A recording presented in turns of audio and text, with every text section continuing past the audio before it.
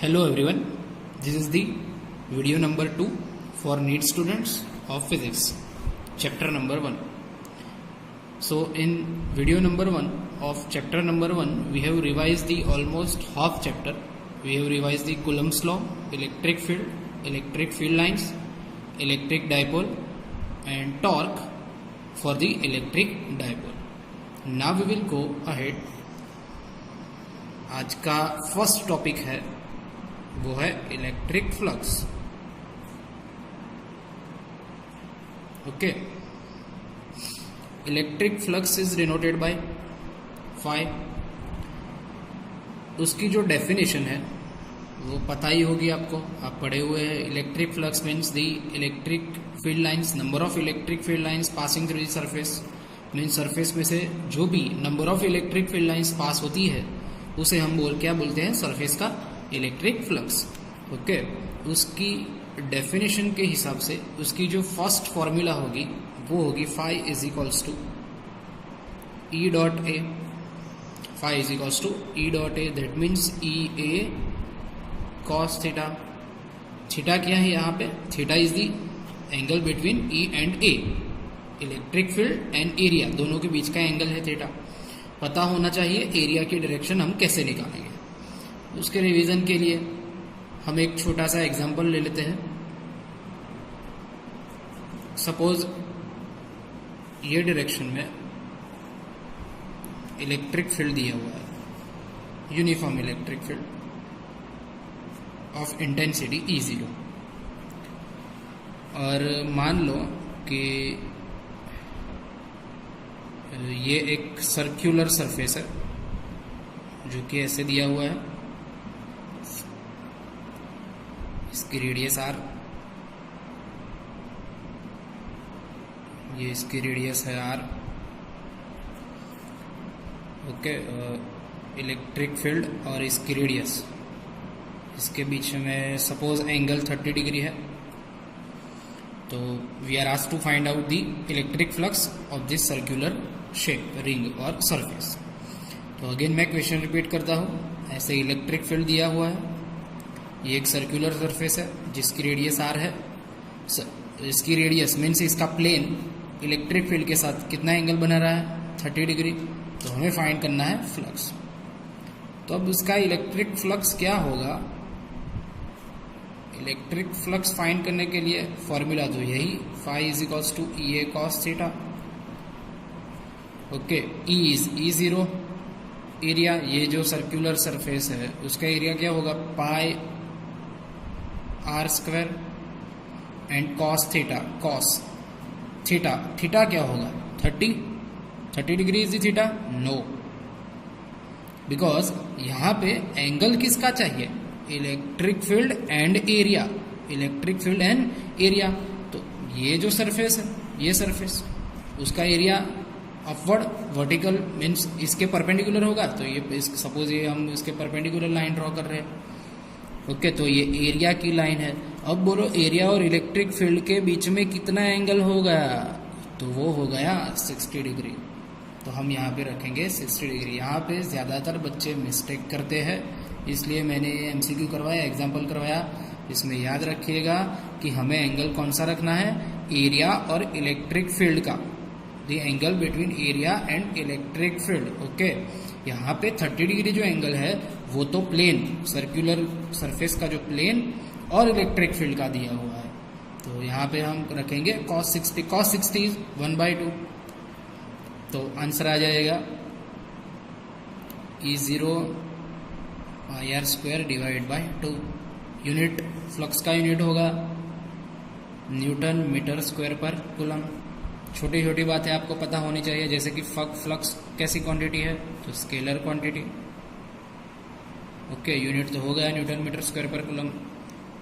वो पॉजिटिव भी हो सकता है, नेगेटिव भी हो सकता है और ज़ीरो भी हो सकता है.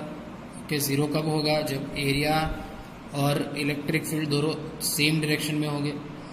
ओके, तो सॉरी, दोनों परपेंडिकुलर हो गए, तो इलेक्ट्रिक फ्लक्स क्या हो जाएगा, 0.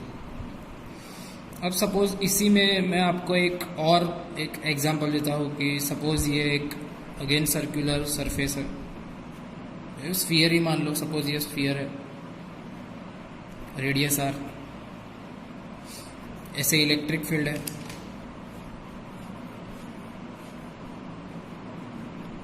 ये एक स्फीयर, ऐसे इलेक्ट्रिक फील्ड है ये, तो फ्लक्स क्या होगा,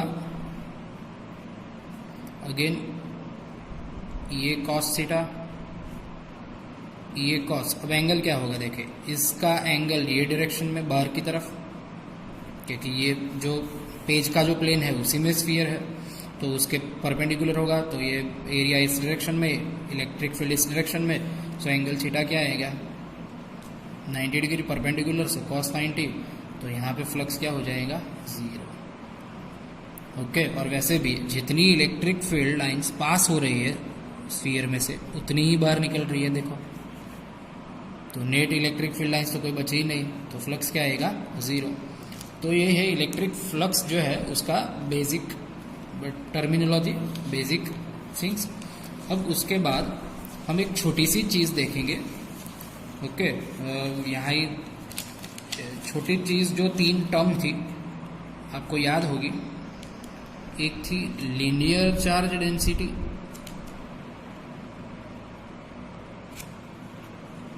ओके, गुजराती मीडियम के लिए रेखीय विद्युत भार वितरण, डिनोट करते थे लैम्बडा से, और उसकी फॉर्मूला थी lambda is equals to Q/L, charge per unit length, that is the linear charge density, unit होगा कूलम पर मीटर।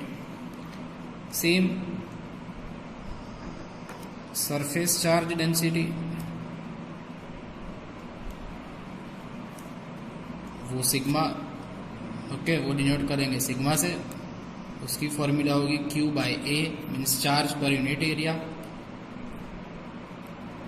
लास्ट में वॉल्यूम चार्ज डेंसिटी, उसको डिनोट करेंगे रो से, उसकी फॉर्मूला क्या होगी Q/V, मतलब चार्ज पर यूनिट वॉल्यूम। तो ये तीनों याद रखिए, ये तीनों की जरूरत पड़ेगी आगे गॉस लॉ में, एप्लीकेशंस ऑफ गॉस लॉ में।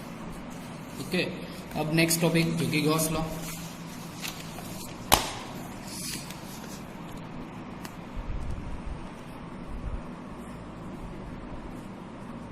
गॉस लॉ क्या है, तो गॉस लॉ है कि फ्लक्स, कोई क्लोज सरफेस है, उसके अंदर चार्ज Q है, ओके, तो ये क्लोज सरफेस के रिलेटेड जो फ्लक्स होगा फाई, वो क्या होगा, तो phi is equals to Q/ε0, actually Q/ε0, that means Q means surface के अंदर वाले चार्ज, Q मीन्स सरफेस के अंदर वाले चार्ज सरफेस के अंदर ही होना चाहिए, बाहर होगा तो वो Q में आएगा नहीं। सपोज ये एक चार्ज Q1 है, ये चार्ज Q2 है, ये चार्ज Q3 है, ये चार्ज Q4 है, तो Q में कौन कौन से चार्ज आएंगे, Q1 and Q2, Q3 and Q4 Q में आएंगे नहीं।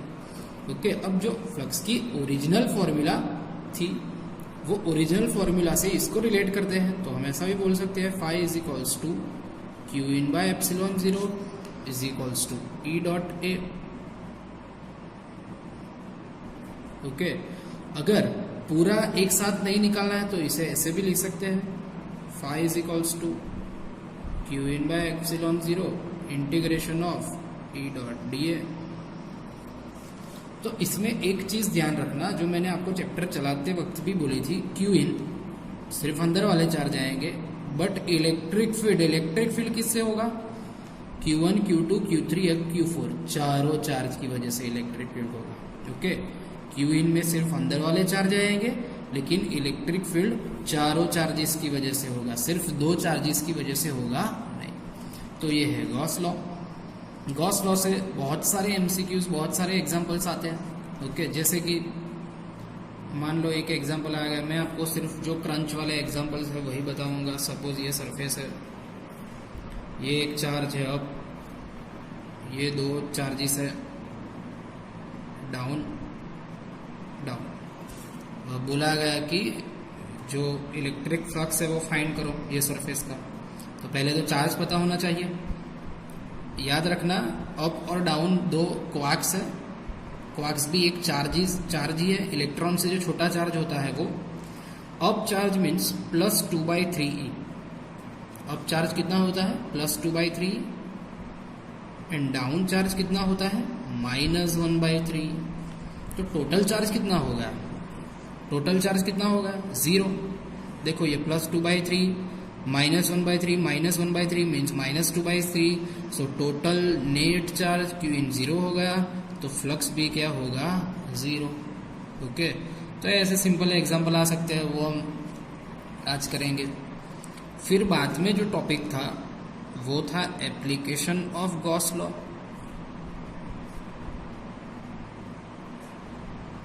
तीन एप्लीकेशंस थी। फर्स्ट एप्लीकेशन क्या थी? तो electric field due to uniformly charge wire, infinitely long wire. Okay, electric field due two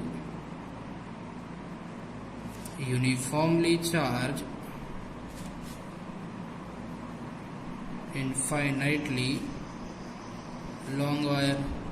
means हमें एक वायर दिया गया है जो इनफाइनाइट लेंथ का है और उसके ऊपर यूनिफॉर्म चार्ज रखा हुआ है। ये यूनिफॉर्म चार्ज की डेंसिटी लैम्बडा है। ये एक पॉइंट P है।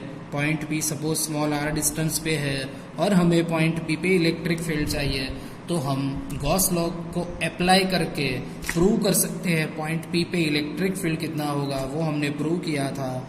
यहाँ पे हम डायरेक्ट फॉर्मूला देखेंगे, वो इलेक्ट्रिक फील्ड P पॉइंट पे कितना आएगा, तो लैम्बडा अपॉन 2πε0r। ओके, कितना आएगा? Lambda upon 2πε0r।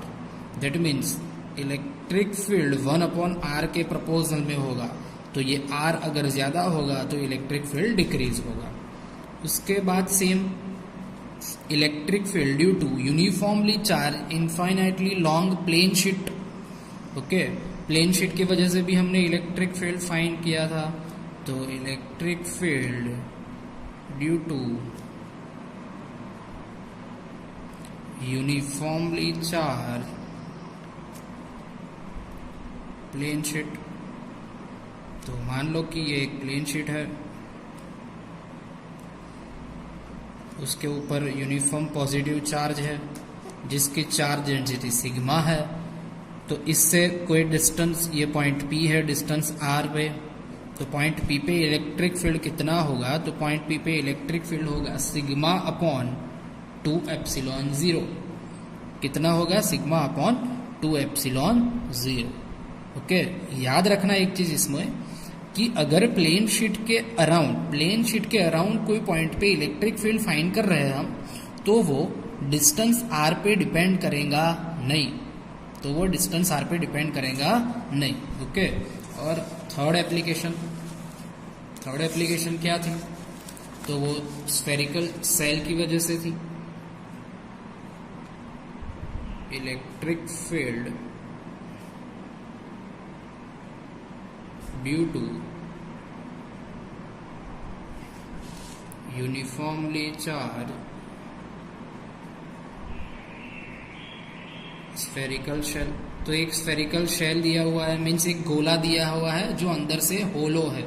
ओके, उसमें मटेरियल नहीं है, तो ये गोला है, ये यूनिफॉर्मली चार्ज है, इसके ऊपर यूनिफॉर्म चार्ज रख देते हैं। ओके, ये यूनिफॉर्म चार्ज डेंसिटी सिग्मा है। तो अब दो केस बनेंगे, एक तो इसके अंदर इनसाइड इलेक्ट्रिक फील्ड क्या होगा, तो आप समझ सकते हो 0 होगा, क्योंकि कोई चार्ज इंक्लूज नहीं करेगा। सपोज ये पॉइंट P है, पॉइंट P से एक गॉसियन सरफेस कंसिडर करो, तो उसके अंदर कोई चार्जेस नहीं है, तो इनसाइड इलेक्ट्रिक फील्ड क्या होगा? 0। आउटसाइड इलेक्ट्रिक फील्ड क्या होगा वो आप प्रूव कर सकते हो, लेकिन आउटसाइड इलेक्ट्रिक फील्ड के लिए जो नॉर्मल इलेक्ट्रिक फील्ड की फॉर्मूला है वही याद रखो, वो है KQ/r²। अब इसका ग्राफ इंपॉर्टेंट है, इसके ग्राफ बेस्ड MCQ आ सकते हैं। इसका ग्राफ ऐसे ड्रॉ किया जाता है, y एक्सिस पे इलेक्ट्रिक फील्ड, x एक्सिस पे डिस्टेंस r। ओके, सपोज इसकी रेडियस कैपिटल R है, तो ये है 0 डिस्टेंस, सेंटर O और 0। यहाँ पे हम पहुँच जाएंगे तो रेडियस R पे पहुँच जाएंगे, मीन सरफेस पे पहुँच जाएंगे, और ये डिस्टेंस जो है वो ग्रेटर देन आर, तो रेडियस से ज़्यादा डिस्टेंस होगा। तो ये पोर्शन इनसाइड, ये पोर्शन आउटसाइड।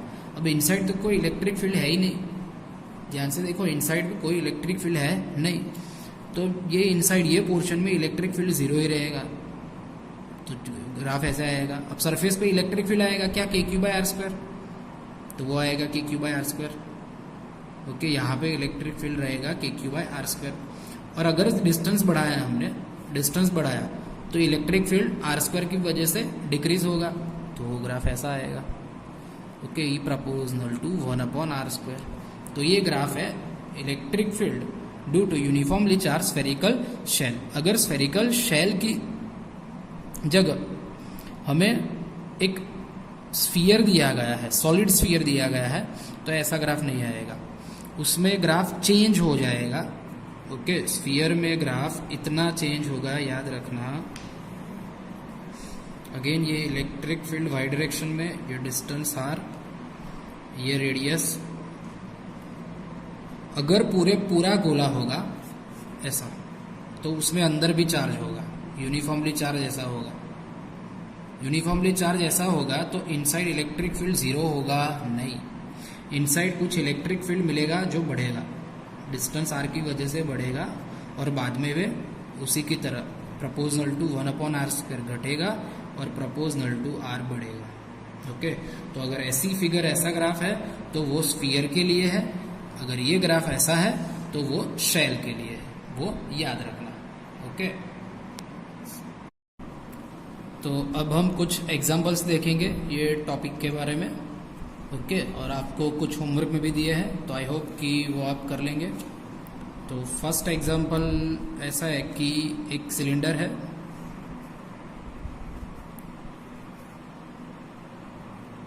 उसकी 3 सरफेस है, ए, बी एंड ये सी। ये जो ऊपर जो टोटल ये सरफेस है वो सी है, ये बाजू वाली ए, बी। अंदर है चार्ज क्यू।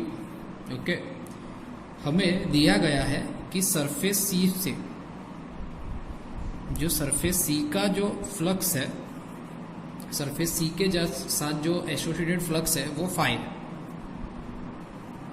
सरफेस सी का जो एसोसिएटेड फ्लक्स है वो क्या है, फाई।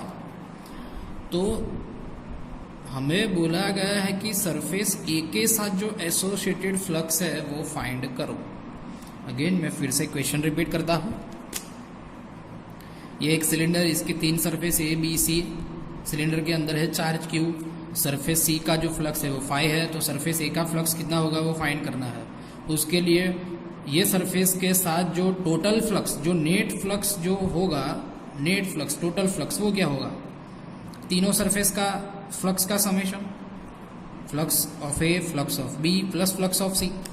अब नेट फ्लक्स तो क्या आएगा, Q by epsilon 0 according to Gauss law. A और बी दोनों का फ्लक्स तो सेम आएगा। ओके, क्यू यहाँ पे है एग्जैक्ट अंदर ही है, ए और बी हम सिमेट्री की वजह से, सममिति की वजह से बोल सकते हैं कि ए और बी का जो फ्लक्स है वो सेम आएगा। तो फाई ए फाई बी जो है वो भी फाई है, और फाई सी तो क्या दिया है, फाई। तो Q by epsilon 0 is equals to 2 phi A plus phi. तो 2 phi A is equals to क्या आएगा, तो Q by epsilon 0 minus phi. तो फाई ए मीन्स ए के साथ जो एसोसिएटेड फ्लक्स है वो क्या हो गया, तो Q by epsilon 0 minus phi और इंटू 1/2, ये दो यहाँ पे आ जाएंगे। तो ऐसा एग्जाम्पल आपको पूछ सकते हैं, इंपॉर्टेंट एग्जाम्पल। ओके, फिर एक दूसरा, सपोज मान लो कि ये एक क्यूब है,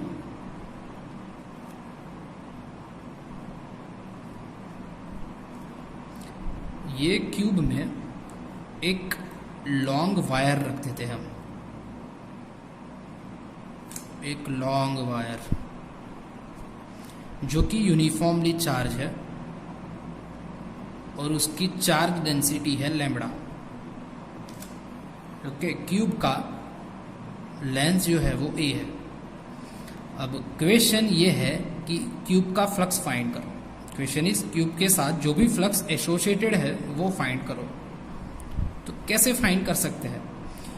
हमें क्या देखना पड़ेगा? क्यूब के अंदर जो चार्ज है वो ही देखना है हमको। तो यहाँ पे क्यूब के अंदर चार्ज कितना होगा? Lambda is equals to, formula क्या है? Q by L length. यहाँ पे क्यूब की लेंथ क्या है? ए। तो lambda is equals to Q by A. तो क्यू इज इक्वल्स टू क्या होगा? लैम्बडा है। तो चार्ज जो एनक्लोज चार्ज है, क्यूब के अंदर का जो चार्ज है वो क्या मिल गया? लैम्बडा है। तो फ्लक्स फाइंड करना है, तो flux phi is equals to क्या होगा? Q by epsilon zero means lambda A by epsilon zero. तो ये आएगा फ्लक्स। ओके, यही एग्जाम्पल अगर हमें दिया गया है, लेकिन इसमें कुछ और पूछा है। कुछ और मीन्स अगर हमें ऐसा पूछा है कि ये क्यूब का मैक्सिमम फ्लक्स फाइंड करो। ओके, सेम वे ये क्यूब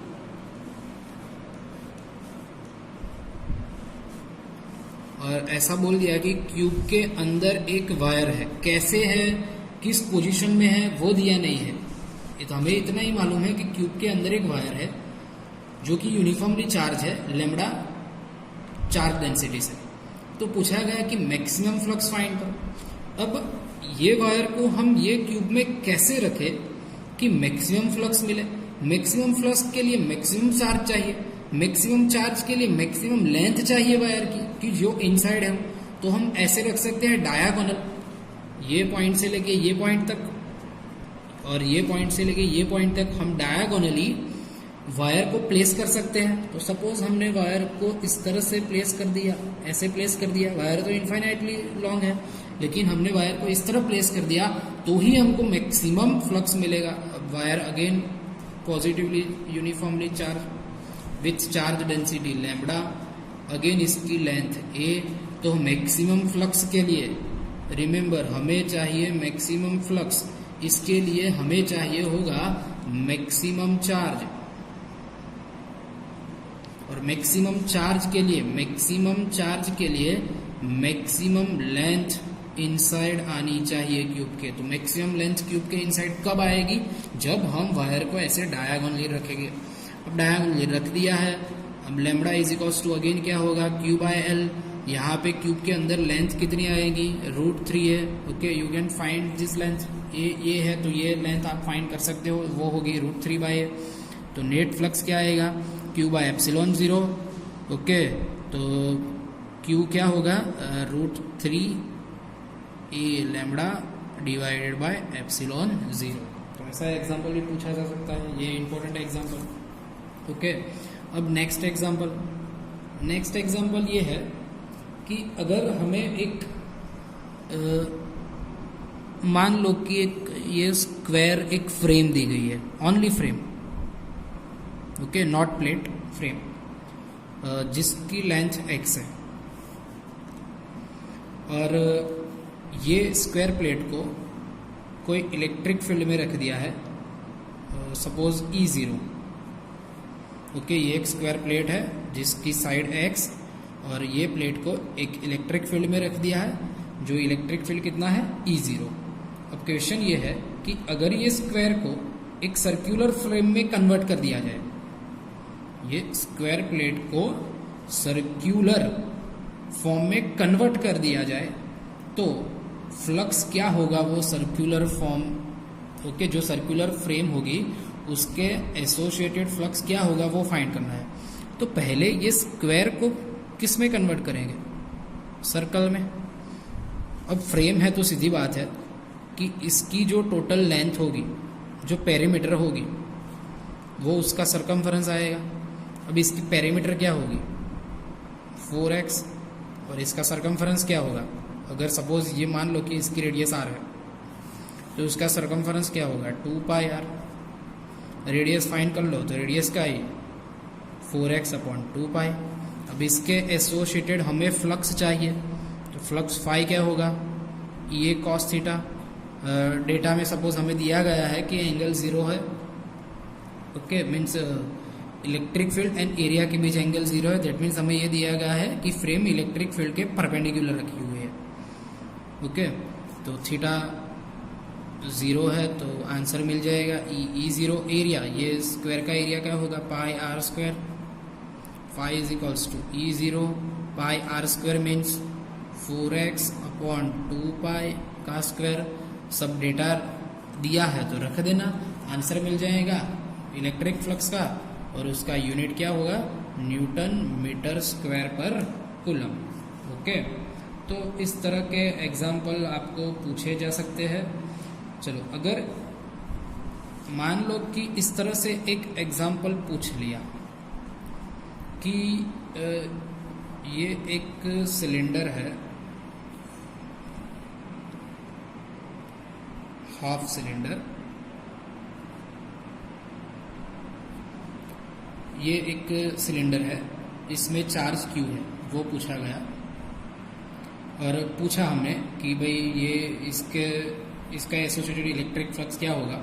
तो फर्स्ट तो क्या करना है कि इलेक्ट्रिक फ्लक्स फाइंड करने के लिए हम अप्लाई करेंगे गॉस लॉ, और गॉस लॉ के अप्लाई करने के लिए हमें चाहिए एक क्लोज्ड सरफेस। ओके, तो पहले तो क्लोज सरफेस बनाओ, तो इस तरह से हम क्लोज सरफेस बना सकते हैं। क्लोज सरफेस बनाओ तो टोटल फ्लक्स क्या होगा, क्यू बाय एप्सिलॉन 0, लेकिन हमें तो इसका ही फ्लक्स चाहिए, तो जो हमारा आंसर है इसके एसोसिएटेड जो फ्लक्स है वो क्या होगा, क्यू बाय 2 एप्सिलॉन 0। एक्चुअली इस तरह से एग्जाम्पल जो है वो भी आपने किए हुए हैं। ओके, अब ऐसा भी एग्जाम्पल आपने किया हुआ है कि ये अगर एक क्यूब है,